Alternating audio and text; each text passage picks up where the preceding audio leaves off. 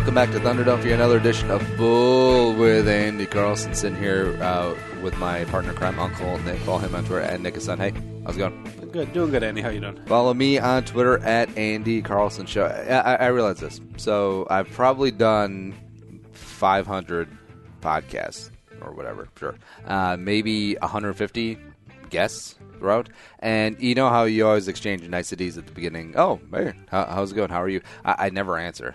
Because I'm always just getting into, like, other things. This person is from this and this and blah, blah, blah. Well, you're working. Yeah. Is it rude, though? Or is that commonplace? No. I mean, it's, I don't know. In our situation, since we've been doing it together for so long, I don't know. Asking me how I'm doing, I don't know, might just be a useless question. I don't know. Do people really care how I'm doing? I don't know. I feel like you're definitely the more likable of the two of us. That's obvious because I'm adorable. I wasn't. Operative word. Yeah. I was adorable. Follow the show on Twitter at Bull Show. Andy, also get it on iTunes, Stitcher, iHeartRadio. Just look for Bull with Andy Carlson. Also, the website is bullshow.co because .com was way too expensive. But Nick, how's your week? It's been pretty good. I've been fighting a cold, and I'm finally coming around and beating it. So, hooray. Thank you to vitamin C and my bed and a nasal rinse spray to clean up my sinuses. I'm pretty happy about that. Oh, have you ever nasal rinsed before? Yes. Oh, yeah. Have you had sinus issues before? Not really, other than basic allergies every season and just random colds. Like I think 3 or 4 years ago, my uncle recommended trying like a neti pot or this nasal system. I thought it was the stupidest thing ever, but after doing it a few times, you feel fantastic. It definitely clears you up, and I don't know, other than like worrying about that 1 in a million times that you could get that brain-eating amoeba stuck in your brain for doing it with like unclean water. You're fine. I've never done that, except here's the weird thing as we listen to Deadmau. I've always, like, every winter, just, I don't know if it's actual sinuses, but just the nostrils get really dry, and a little scabby action going on. Didn't get it this year, knock on wood, although we have had a pretty temperate winter, I guess it was. Like, everyone's complaining, global warming, man. Global warming is going to destroy all of us. Did you know that the seas have risen 3 inches? And we have a government now that says that are denying global climate change. Well, I'll take 40 in the winter in Minnesota. Sorry. I know it's selfish. I know that some polar bears are shit out of luck, but, I think Wikipedia had a page today listed on the side because I love Wikipedia so much. I get all my information from there. They talked about there was a crazy cold drought spell in northern India, actually. It was pretty fascinating. So it's actually cold in India? Yes. So you can't smell all the shit in the street? All the curry is probably like frozen, Gestapo. What's that cold soup? Gazpacho? Gazpacho. You were going to say Gestapo. I was going to say Gestapo. I knew that wasn't the right word. Which would be slightly off. But close. Yeah, that's okay. I wanted to open up talking about Sylvester Stallone. Now, I've been watching all the Rocky movies. For some reason, I just got into it. Maybe it's because I saw Creed on TV, and I think Creed is a fantastic movie. I think it's probably the second best of the 7 Rocky movies. Like, the way I would rank it is Rocky 4 is number 1. I mean, that's head and shoulders easily number 1. That's one where Apollo Creed dies at the hands of Ivan Drago. And then Rocky goes to Russia on Christmas for some reason and beats Drago's ass and ends the Cold War, which is also very exciting. Next one, I'm going to put Creed. I think it's a modern take on it, and Michael B. Jordan has a great performance, and he's very likable in it. And I could see this spawning off into a number of Creed movies, and I'm okay with it because boxing movies are pretty formulaic, except it always works, I completely understand. Boxer down on his luck. Oh, he gets an opportunity to fight. Now he trains. Now there's a montage. Now there's a fight. Oh, and look, he wins or he does his best. Roll credits. Except I'm in every time. I'm going through the page on Wikipedia, kind of looking at the because a lot of people know. I think Rocky won Best Picture, but Rocky 4, and I'm looking up Creed right now. Were there any major winners for it? You want to guess? Stallone was up for Creed. He was up for Best Supporting Actor Oscars. I think he won a Golden Globe. Correct. He did win the Golden Globe for Best Supporting Actor. Do you think Michael B. Jordan was nominated? No, because Oscar's so white. Remember that from last year? Yep. Hashtag Oscar so white. I'm going to bring up his Golden Globe speech. Stallone. Rounding out the rest of my rankings. So 4 is number 1, Creed number 2, Rocky Balboa, which came out in 26, the de facto Rocky 6, where he came back when he was like 60 and he fought. I thought that one was phenomenal, very underrated. A lot of people don't like that one, but I love that one. I don't think I've seen it, actually. That was the one where like they do the modern take where like could Stallone as prime fight whoever the current popular Mason, boxer? the Line Dixon, who was actual professional boxer Antonio Tarver. I feel like they veered off the rails a little bit because if you look back in the Rocky movies, like Carl Weathers and Rocky back in the day, Mr. T, Drago were friggin' shredded. Like they were definitely on a little something. But the last 2 Rocky movies in Creed. The guy who played Pretty Ricky Hatton is a professional boxer, and also the aforementioned Rocky Balboa, Antonio Tarver. They look like actual boxers because, contrary to popular belief, boxers are actually a little thicker. You know, they're not completely shredded like P90X style. They have a little undefinedness on them. Like the muscle is obviously still there, except you need a little something to take punishment, and I feel like that factors into how boxers look. So those 2 actually look like boxers, but watching the movie, you see these guys like, oh, this guy kind of looks out of shape. But then Stallone or Michael B. Jordan just walks in and completely rips shit, and they're like, oh, okay. They should just go back to getting non-professional boxers, but just having everyone on like 2% body fat and anabolic steroids, just like whatever. Just go at it. It's a movie. Who cares?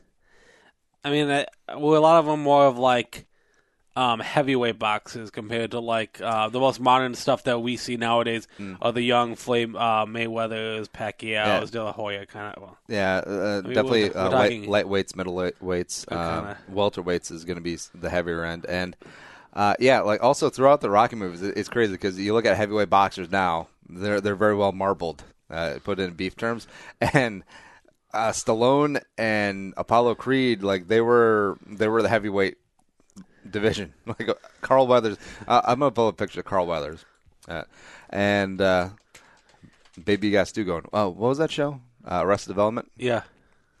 Carl Weathers. I think he great cameo if you guys ever seen that show. Baby, you got a Stu going. Yeah, like look how like completely shredded Carl Weathers gets to be. Well, that's a painting, but you get the idea. And then Michael B. Jordan is obviously very much in shape in the pictures, but that's not how. That's not what Butterbean looks like. That's not like what Larry Holmes and George Foreman towards the end of his career look like. Nah, it just doesn't happen. But all right, so here's his Sylvester Stallone wins the first ever Golden Globe Best Supporting Actor in Creed. Here we go. Try not to get emotional because I am the sum total of everyone I've ever met, and some of it. I just want to say thank you to the Hollywood Foreign Press. It's incredible. Last time I was here, I was 1977. I was kind of hit by tumbleweed. It was been a long time ago. It's like a different situation. Look at his hair. The view is so beautiful now. I want to thank my wife and my children, Sophia, Scarlett. It's this team because actually having your love is the greatest award in the world every day. Ooh. What? His wife looks good. And of course, I want to thank, first of all, Adam Bennett, William Morris, Endeavor. Incredible for making me do this. I'd like to thank MGM, Gary Barber, Jonathan Glickman for sticking to the guns. And I want to thank the legendary producers, Erwin Winkler and Bob Charter, who actually mortgaged his house to take a chance on a mumbling actor and give me the shot of a lifetime. And I want to thank very much William Morris, Kevin Sujahara, the incredible Stu Kroll, Dan Feldman, and of course, Toby Emmerich. Thank you very, very much. And most of all, I want to thank my imaginary friend, Rocky Balboa. Oh, my God, they're playing him off to the Rocky music. Oh, is that from the? Is that the YouTube? No, they're playing off to the Rocky music. That's cold. That's a little cold. All right, so Sylvester Stallone is 70 years old, and he's still cranking out movies. So pull up his IMDb. He kind of bounced around, and he's pretty famous for being just a completely starving actor, just trying to land the roles. And he wrote Rocky, and after watching the Bayonne Bleeder, I believe. No, what was that? Oh, Chuck Wepner. There we go. And he's in probably about a dozen movies that no one's ever heard of before he got the break in Rocky. So starting off 1969, Downhill Racer. He was a restaurant patron. Uncredited. Can you believe that shit? The Square Root, The Party at Kitty and Studs, which I believe was a softcore porn. I don't know. Lovers and Other Strangers. Yeah, look up The Party at Kitty and Studs. I'm going to read the rest of this. I'm looking up right now. Pigeons, Rebel, Bananas, Clute, The Lords of Flatbush, played Stanley Rosalio. The Prisoner of Second Avenue, Capone. Not the good Capone. Death Race 2000, Mandingo. Farewell, My Lovely Police Story, Kojak, Cannonball. And then finally, 1976, Rocky. Then it all took off from there. Yeah, I don't know if I should read this on. Is it messed up? Do it. He was only paid $200 for this role in this softcore adult film, thanks to Wikipedia. Quick plot here, I'll go through it quick. The film deals with the sex life of a young New York City woman, Kitty, played by Henrietta Holm, and her boyfriend, Stud, Sylvester Stallone. Stud is a brutal and oafish, but Kitty is enamored and with his sexual performances. They sometimes engage in light sadomasochism with Stud belt-whipping Kitty. Stud later posts a sign on a billboard inviting people to a party. Several people show up at Kitty's and Stud's apartment, and they engage in group sex with Stud servicing all the women. Well, we got a trailer. All right, so this is a trailer for a party at Kitty and Studs. Coming soon, Italian Stallion. Wait. Is this where they got the Italian Stallion nickname? I don't know. All right, so you got Stallone out here in the winter in a giant, mink-looking coat, jumping fences, doing shit. Starring Sylvester Stallone. This can't be real. No, this had to be where he got the Italian Stallion nickname.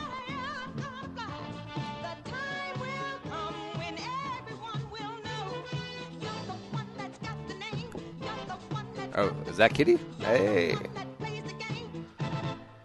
Kitty kind of looks like Amy Winehouse. Like 70s haircut bob. Stud just driving away. NBD, no big deal. Party of Kitty and Studs. Is that Pam Grier? I don't think so. No. This looks like it was shot on a $200 budget, man. This looks ridiculous, but what we're watching. Playboy magazine.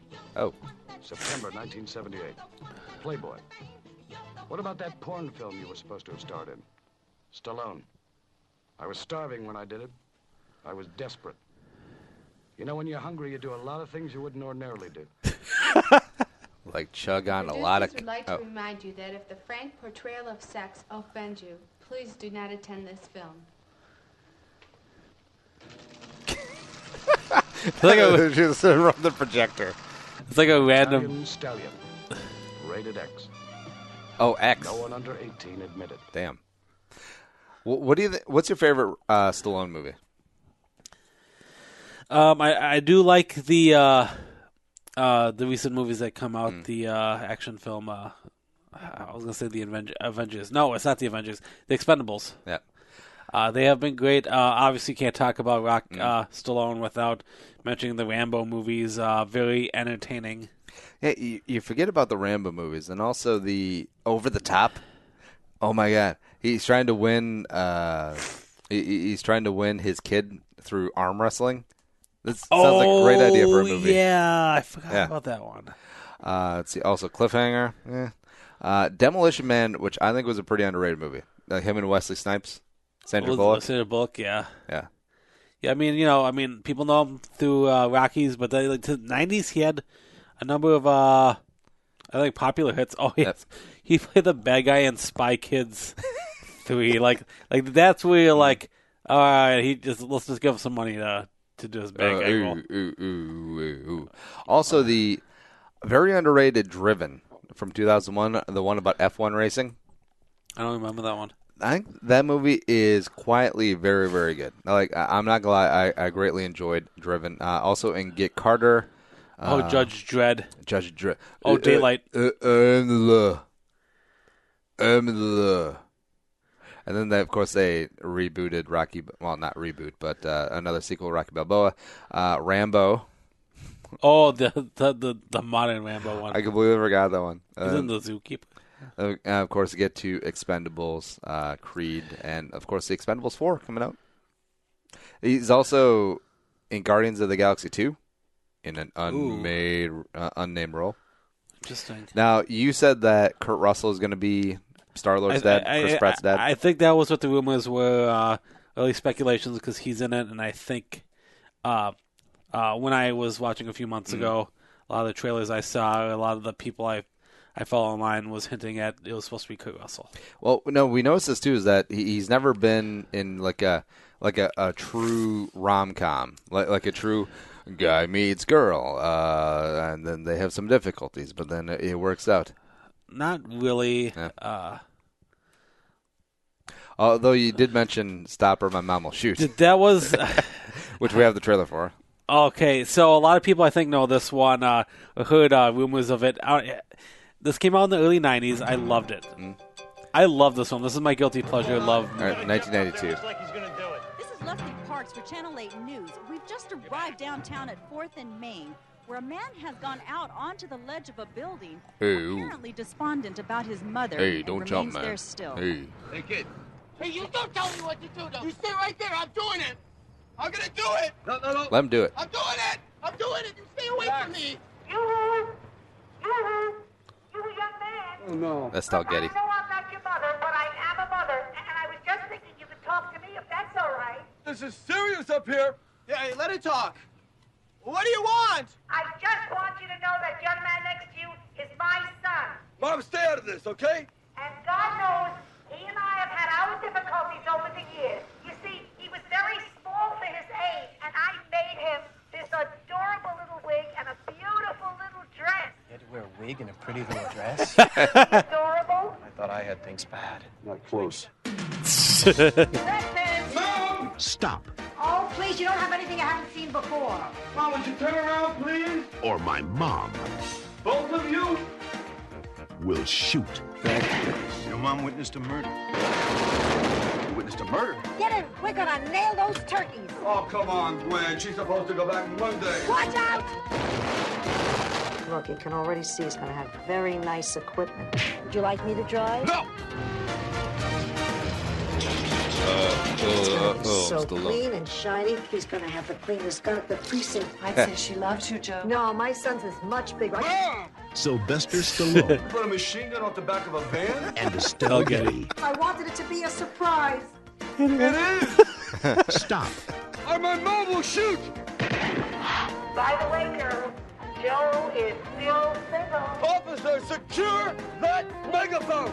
Excuse me, I think I'm ready to go back in now. Joe, wave to the crowd. Please, Maker, stop! Tell you, the guy needs help. You got a jumper up there. Looks like he's gonna do it. He's a very nice boy, a little rough around the edges, Estelle but Getty, the right girl could smooth out. For those who may remember, the star of Golden Girls. Golden Girls, fantastic show, by the way. But yes, this movie was panned by critics. A lot of people didn't like it, and I think there was an ESPN show where I think one of the hosts or something called out Stallone about that movie and demanded his money back. And I think Stallone paid up. It's probably Bill Simmons. It was something ridiculous. I loved it, and you couldn't tell in the trailer there, but there was a romance thing between like Stallone and the lead cop woman. It was funny. It did. Was it like a legit romance? Yeah. Oh.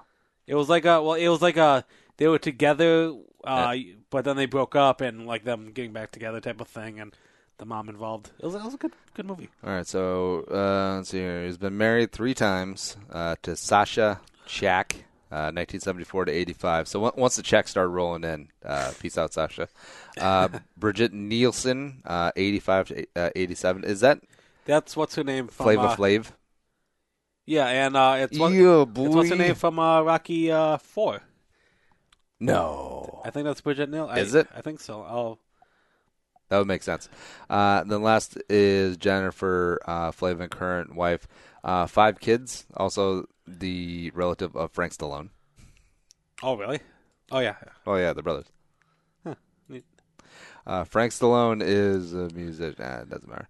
Either way, I feel like Stallone doesn't get the respect that he's due. Like he launched a couple of really great franchises. Rocky is obviously the biggest one. Rambo's up there, and then The Expendables is low key, just a mindless action movies. Pretty decent. I think so, and we're at a point. I think most modern people who choose to watch it, they have known or seen or know a little bit about the.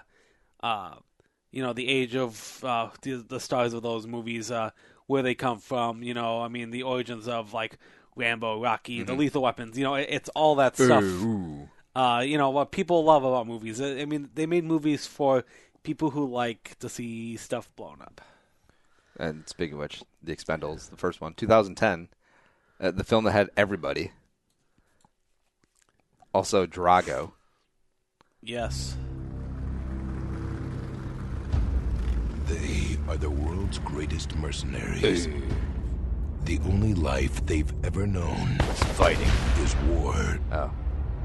The only loyalty they've ever had Terry Crews. is to each other. Drop your guns! Got the 4 on the left. Why don't you take the 2 on the right and leave the rest? You're not that fast anymore. Oh, here we go. The only thing faster is... Light. Exactly. We'll see.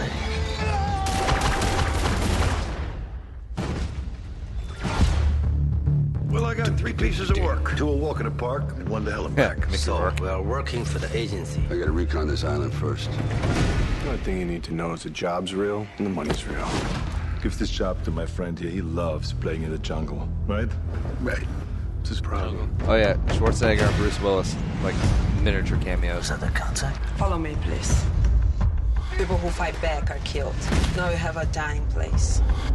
Maybe you can help. I don't think so. If I were you, I'd leave. What's wrong with this picture? Everything.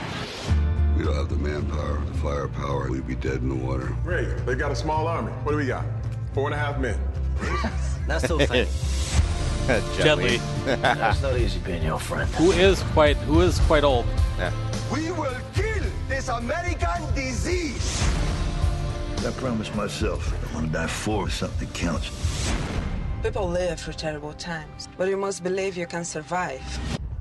10 seconds, you won't believe what's gonna happen. What happened to you? Got my ass kicked. I think the Stone Cold Steve Austin's a bad guy in this. Is it? Yeah. There you go. Dolph Lundgren. That's Stone Cold. Oh, Randy Couture. That's who that was.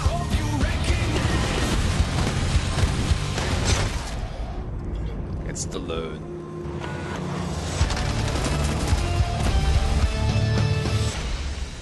I feel like I have to watch all these movies now. Are you crazy? Gonna kill me? You're welcome. Also, in this movie, Stallone was in real life 63, but of course he's got the jet black hair and the goatee, which is noticeably too dark. Like it's got a little bit of gray, but definitely not enough to be age appropriate. It's one of those movies where they play the good guys and they're perfect shots, they're perfect fighters. It's going up against odds. I mean, people like that movie where you could root for the good guys trying to stop the bad guys. The first one, full of action. The second one, I think, was a little got too full of itself, where eventually they kind of knew it was kind of a joke, and it got too funny. And the third one was just crazy. I feel like there's definitely room for these kind of movies that are never going to be up for awards, and they don't really care, but it's just straight up, just mindless action that's going to really kick ass. Like I feel like the Fast and the Furious movies fall under this category as well. Yes, definitely. And I don't think there's anything wrong with that. Like Con Air. Like I love Con Air. I love Bad Boys 2. I love Armageddon. And like none of those are going to be up for anything. They're going to make a shitload of money. They're going to be super entertaining, and they're going to be fantastic. But they're not going to win a Golden Globe. You're not going to get an Oscar for that. I always hate when you meet new people, and then everyone talks about movies. Like, so what's your favorite movie? Citizen Kane is up there. Citizen Kane sucks. Compared to modern movies, like Citizen Kane against that's fine. All right, so Citizen Kane versus The Expendables 3. Which one are you going to rewatch?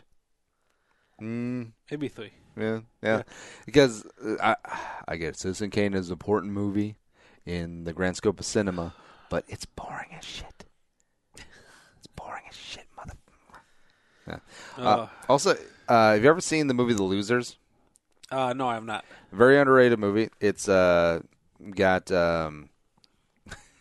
the guy who's Negan from The Walking Dead. You know, the guy with the baseball bat. Morgan. Jeffrey David Morgan. And also Captain America. What's his name? Chris Evans. Yeah, Chris Evans before he became Chris Evans. Ooh. And this is my favorite scene from this. I don't know if you've ever seen. So Chris Evans is going into a like corporate office building, and he's trying to steal some files, and hijinks ensue, as they're wont to do in this movie. How old is this? Probably at least 15 years old.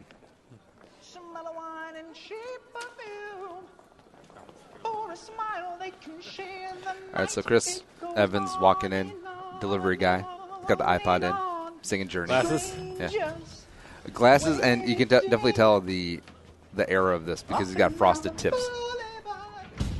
The 90s. Now he's switching things up, becoming Spy Dude. Goliath Worldwide Enterprises. 2010. Mr. Frank Anderson, Really? Human Resources. Huh. One moment, please. Oh, some ladies caught him changing in the elevator. Apparently his dong is out. Like in the angle of the dangle?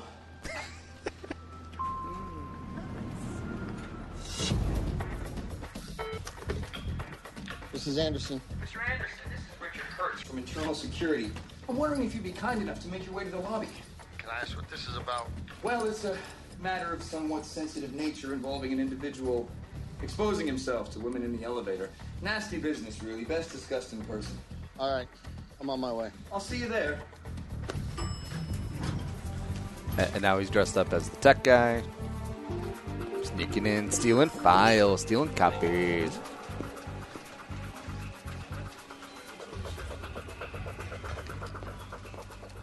Hi. I'm Skippy from Tech Support. Here to install the firewall on Anderson's system. You just missed him. But if you want, you could come back in like in an hour. You know, I could be in and out in 2 minutes. He doesn't even have to be there. Yeah, but you know, can't go in there. upstairs riding me. But you can't. Thank you. I appreciate Sir. it. I like your dress. He just walks in. Whatever. You can't be in there. Hacking. I love when there is hacking in movies. Downloading it now. Now it has to be the bar, where it's like 75%. No. Skippy? Hey. They didn't do it. Shit. Really? Yeah. Oh, wow. Look. So security guy walks in, probably doesn't look catches him. Smack security guy. Yeah. Now he's got to try and get out of the building. Run, Chris Evans. Run, Captain America. Circle around the north side of the building. You'll have cover. He's got Overwatch. Strangers waiting Up and down the boulevard. All right, so he's at the elevators. Security guards just got him. He's got a window to his back. That's important.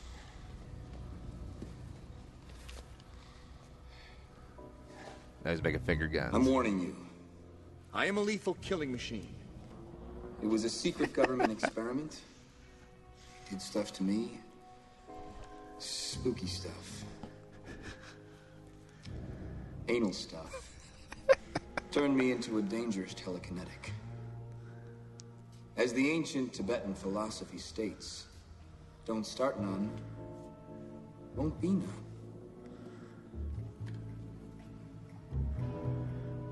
Give armed guards.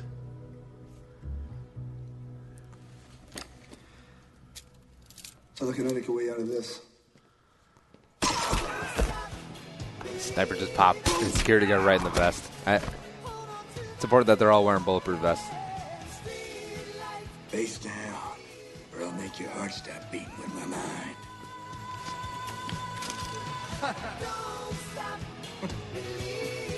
Thank you, Cougar.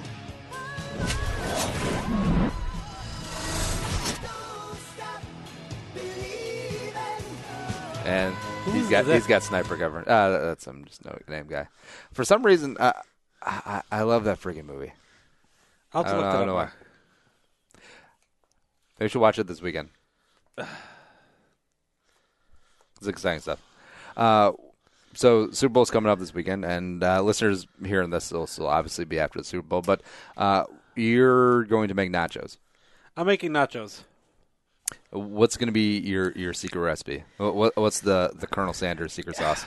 If I have to tell you, it's not going to be a secret. But obviously, I'm a big fan of. I'll promote the hell of this restaurant. It's one of my favorites. There's a place in St. Paul called El Burrito Mercado that sells Mexican food, and it's a grocery store in West St. Paul, and they have an excellent meat, this barbacoa that they sell in their grocery. The barbacoa is people. It's people. If it's people, I'm gonna still freaking eat it. It's that damn good. So I'm gonna buy. They have authentic chips for now. They are basic chips. So you have like your foundation. They sell Mexican cheese. Yeah, most places with really good chips, all they do is they take bags of store-bought chips and then just dip them in the deep fryer really quick. I could see that. That'd be sweet. But not this place. No. I think they bake them all. They make their own chips? I think they do. Yeah. So you have your chips and Mexican cheese. I'm not talking about that like Kraft, Mexican, style cheese. Queso. The Colby Jack mix with like a little spicy, like that Mexican, that white cheese that you get from those Mexican restaurants that they put on like tacos. Mm-hmm. So get a bunch of that. Yeah. And then I'm gonna sprinkle my barbacoa on there, and then we'll. If Andy lets me use his microwave or oven or some type of heating device, you melt that cheese, heat up that meat on that stuff, and then on the side, get some guacamole. They do sell excellent guacamole there. Salsa, cheese, whatever Andy Crystal like. We'll pick some up. Is that your go-to, gathering snack food? I'm pretty, when it comes to gatherings, as I don't have any friends, it's because Andy's my only friend. Mostly when I go, for work stuff, I usually go to Cut Foods and pick up that Hormel mean cheese tray type of thing. I only started doing this this last year, and it's pretty fantastic. I love it to death, and yeah, I hope you guys like it when I get. Yeah. So you play bingo with your family? Yes, I do. How was that? How was the last trip? Did you win? We did not win. Me and my dad. Is bingo a big Filipino thing? Big Asian thing? Big family thing? I would say family first. Let me think. I would say family first more than just Filipinos. I think it was something where my aunt and uncle, my great aunt and uncle got into it way before the rest of us did, and it's a very simple game, a cheap game that you can play at home. Mm-hmm. Because you could buy bingo sheets. You could buy you have to get the little tumbler thing. thing? Oh, yeah. Our family, when I was a kid and all us cousins were, young age, we obviously, did it there for fun. We Wait, hold on. You guys actually sit around and play bingo at home? Yeah, we did that. That seems weird. They get shit for prizes. What the hell, man? We paid a quarter or 50 cents per card, and then like we would do like whatever. In-house gambling. Yeah, in-house gambling. Before we were old enough to go to casinos, and we did casino bingo, which is excellent. It's it's extreme though. It's a bingo session, so you kind of get there early. You get a spot, and then from 7:30 to about 10:30, you're playing a dozen, 2 dozen games. Yep. Where you can win up to $1,000. You can win sometimes $10,000 if you do the jackpot right. I feel like so often the numbers just get hit right before like you're really close to bingo. Like, yes. I just need one more. I just need B17, and it's like, son of a bitch bastard. She won again. How does she have blackout already? We only call 12 numbers. There's a math and an art to it. I mean, bingo is kind of like it's like a Powerball. It's picking one out of 75 numbers. Do you have a system for Powerball, Nick? I do have a system. I will not share that on the show. Is it you hand the cashier $2 and then he kicks you in the nuts and keeps your $2? Wait, no, he gives you back a nickel. So you get a nickel back on every $2 spent? I get a nickel back, yes. Yeah, that's about it. I heard you left all your daubers there, though. We gave my dad one frickin' job was to, first of all... Wait, are the daubers or dabbers? I call them both, daubers or dabbers. All right, because Dauber is the guy from Coach. Yes, he is. Modern bingo, though, at the casino for sure is that a lot of it's electronic. You get a giant iPad, and that's how. I feel like that's not as fun. I don't think it's as fun, but I still do it. And how crazy the bingo system works is that you could still do paper at the same time, and that's kind of how I play it. My dad was totally electronic the whole way, but I did both. So you have like your computer game, which tracks and helps you call bingo. You have to still call bingo, but the iPod, the computer machine, that does the bingo stuff for you. Oh, that's pretty. It helps organize and get all it lets you know when you're one ball away to getting a bingo, and it's done really well. It's fantastic, but you can also buy paper copies, and you gotta love those paper copies. Yeah, I feel like half the experience is just holding on to the sheet, and you get your little dabber or dauber, and then you're like, oh, B5. I need some B5. But a lot of people, when I've taken rookies to break their bingo cherries, they didn't realize it kind of goes pretty quick, and you're kind of you're not just sitting around eating nachos and you're talking with your friends. You're paying attention because you get sheets of bingo cards. You get typically I think 12 to 24. Because it's how many that you play. Yes, yeah. Then when someone wins, it's a new game. Yes, a new game. You tear off your sheets, and then you have brand new sheets. Yeah. You're like, so there's a lot of trees being killed to keep bingo. Now the bingo caller at Treasure Island do they have fun with it, or are they very clinical, like N33? Very clinical. 33. That's boring. That sucks. Like the bingo callers, at old folks' home, they put a little pizzazz into it. It's like, 69. I took my girlfriend out last night, and she said, 69. Hi-oh. Bobby got bingo? Nice.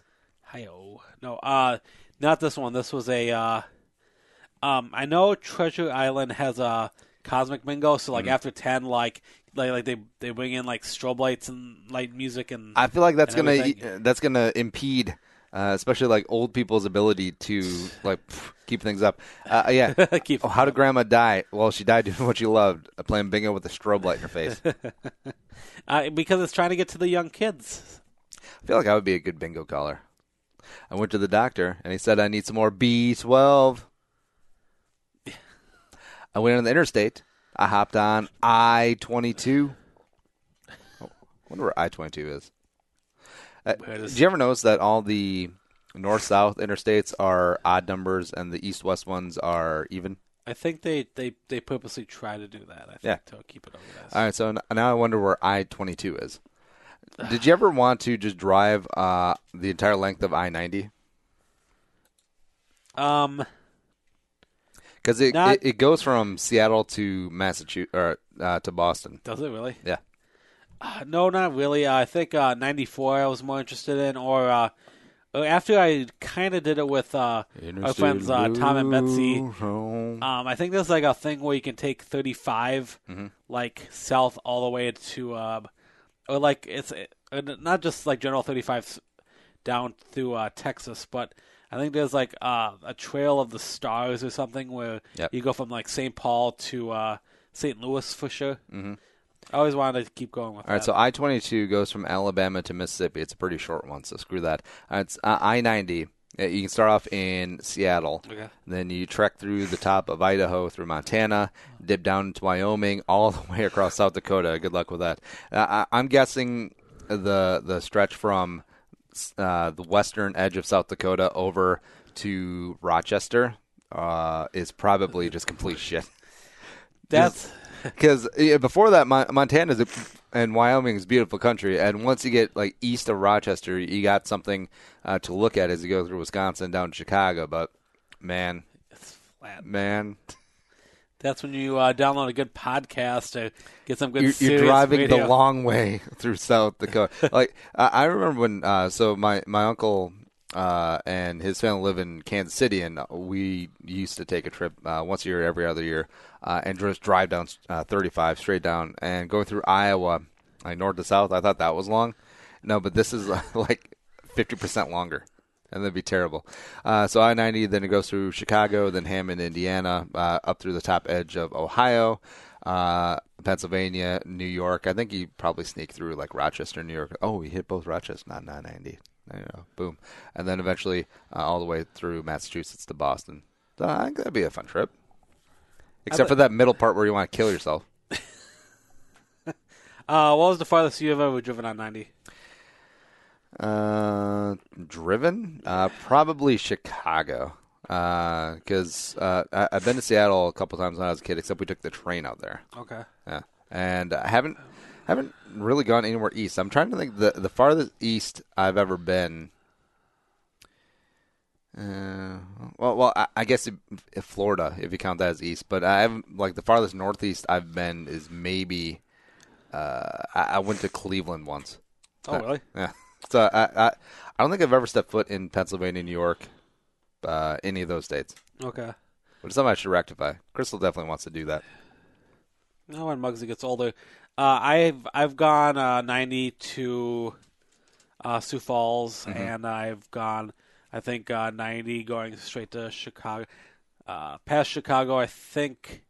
Yeah, I think just past Chicago when I went and visited Brent at his law school in Michigan. Oh, here you go. 35. You can go from Duluth all the way to Mexico. Oh, really? Yeah. Maybe that'd be a more fun trip. Because you go through... all the barbecue states. That'd be sweet. Yeah, you go through MSP, obviously Albert Lee, Des Moines, Kansas City, Oklahoma City, the Dallas Metroplex, San Antonio. Yeah, that'd be a hell of a trip. All right, so you go through Kansas, Oklahoma, Texas. I think that'd be a good time. And then you just never come back from Mexico. Whose vehicle are you taking to do that trip? Definitely taking a hybrid. Save on gas. I would almost want to do the minivan because have bigger. I want room to stretch. Get a hybrid van. Yeah, that's the way to go. Yeah, we should take a road trip in the minivan sometime. That'd be fun. And that's the whole reason to have a van. Vegas. Vegas would be such a long drive, though. I remember, so our friend Peeper lives in Denver, and we flew to Vegas once, and she drove from Colorado, and I remember she's telling us it's like a 7-hour drive. I'm like, what? That seems relatively close. No, it is not. Wow, that's insane. What's the longest you've ever driven, like at once, but without like taking time to sleep? Let's see.